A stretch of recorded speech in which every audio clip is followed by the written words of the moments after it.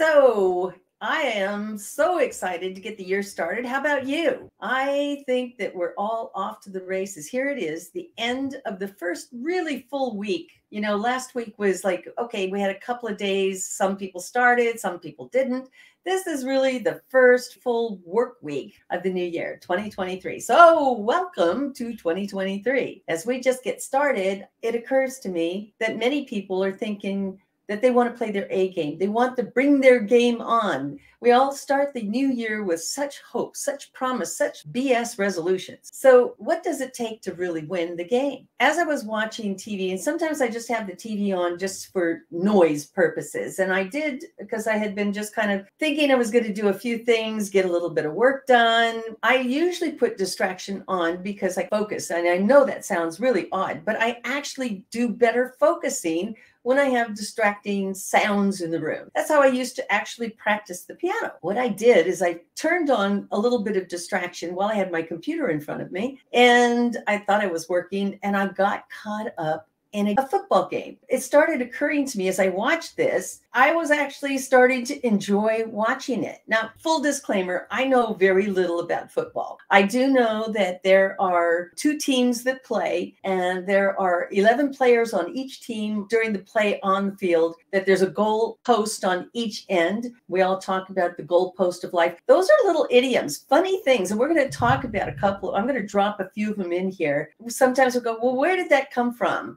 What's the origin of that thought? But before we get there, I'm thinking and looking at this game, and now I'm getting caught up in it. Now, it was a pretty special game. It's a result of a near tragedy, a horrible thing that happened last Tuesday during one of the games. A Buffalo Bill player was hit literally in the chest. A 23-year-old guy falls down and has a heart attack. I'm not kidding you, has a heart attack. Now, many of you who are watching this probably already know this, so this is old news, but the fact that he is alive, and the first words out of this man's mouth at the hospital, he's not here on the field. Well, did we win the game? The medical doctors reported back to him, oh yeah, you won the game. It's called life. You got your life. I mean, that was pretty incredible. But to honor him, they put number 3 patch, and all of them did that. Now, I didn't watch the game just because, well, this is curiosity, but it was really an outpouring of love and support for him. And you know that he played his heart out and nearly lost it. Now, the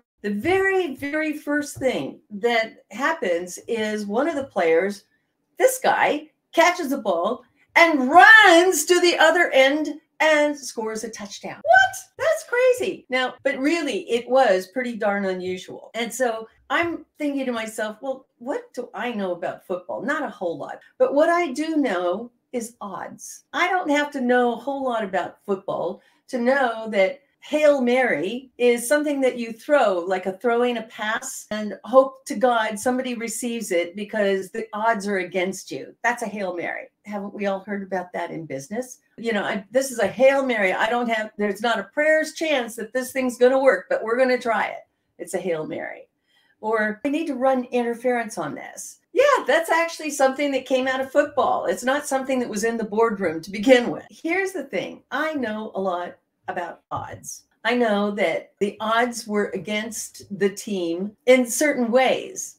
And could they come back and play with heart that somebody nearly lost their heart over? But here's the thing. As I'm watching this, and not only once, but twice, this guy and scores a second touchdown. Now, here's the odds. I'm thinking to myself, this guy is pretty phenomenal. Here's the odd that I'm talking about. The odds that he would even play were stacked against him. He was the number 6 draft pick that had 3 conditions on him. A draft pick is something that devised by the NFL. What I can tell you is that they use a real strict scheduling algorithm that gives the teams the pick in 7 rounds. Okay, so they have a way of recruiting. So the most common source of the NFL's recruitment, it's called the NFL draft. They do this annually, and the team that is running last has the first pick to recruit, and they get to recruit, or they get to trade somebody that's on the team, or they can trade their position, or any combination of these things. Now, when I think about a 6th round draft, a conditional draft pick. What are the odds that this guy is even going to play? Well, I had to look it up because I thought this is really unusual, right? So what are some of those conditions? So one, his income is going to be dependent on how he performs. And then there's a couple of other things. So what do you think the odds are that this guy played his heart out? And he not only is thinking, if I'm conditional, the odds that I can even get out there and be on the field are pretty low. So not only is it 30 to 35% that you might make the roster, but being active, that's something completely different. They put him in at the front end. Usually that's where you're going to get to play once and then off and you sit up rest of the game out on the bench. I'm thinking to myself, this is pretty crazy. The fact that he did this not once, meaning catch that thing flying through the air, called that ball. He also ran it all the way back and scores, does it a second time. Well, guess what? He made NFL history because